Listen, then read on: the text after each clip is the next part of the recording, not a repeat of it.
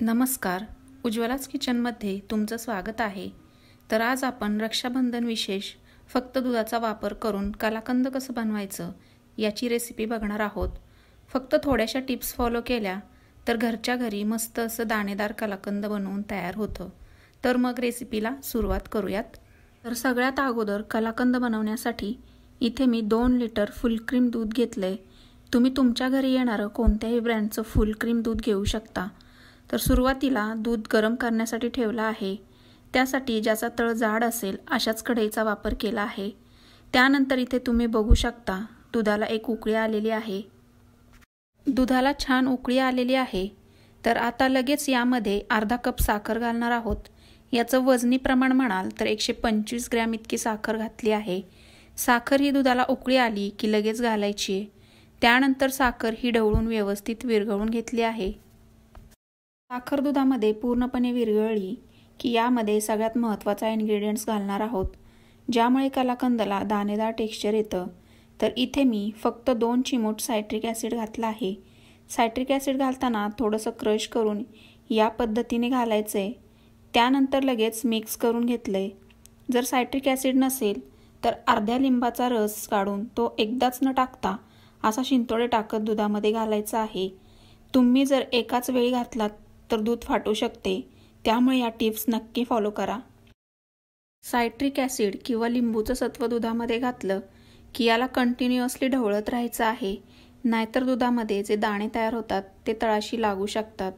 ढवळत असताना कडेला दुधाची साय तयार होते, ती काढून दुधामध्ये मिक्स करत राहायचे।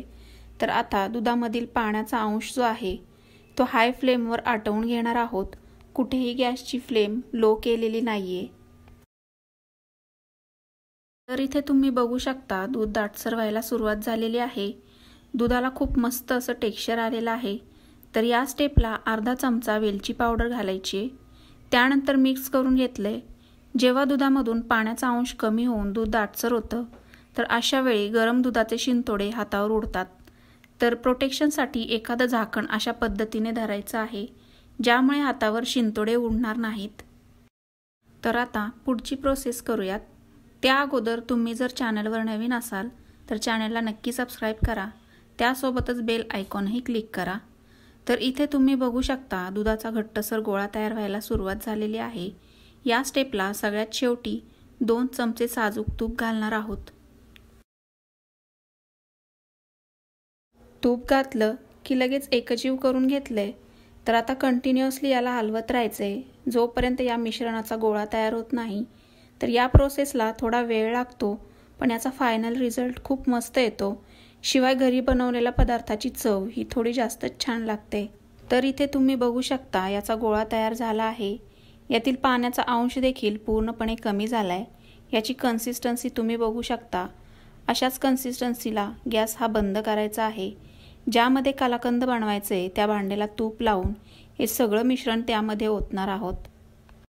मिश्रण गरम आहे तोवर लगेच ताटामध्ये ओतलं आहे। त्यानंतर एकसारखं पसरवून घ्यायचे। पसरवून झालं की यावर एक झाकण ठेवायचे, कारण यामध्ये जी हीट शिल्लक आहे ज्यामुळे कलाकंदाला खूप मस्त रंग येतो।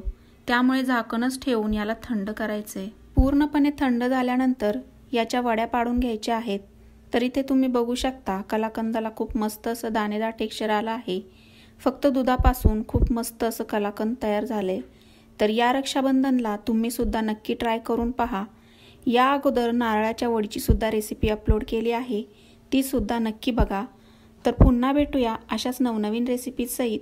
तोपर्यंत उज्ज्वलाच किचनला लाईक करा, शेअर करा आणि सबस्क्राईब करा।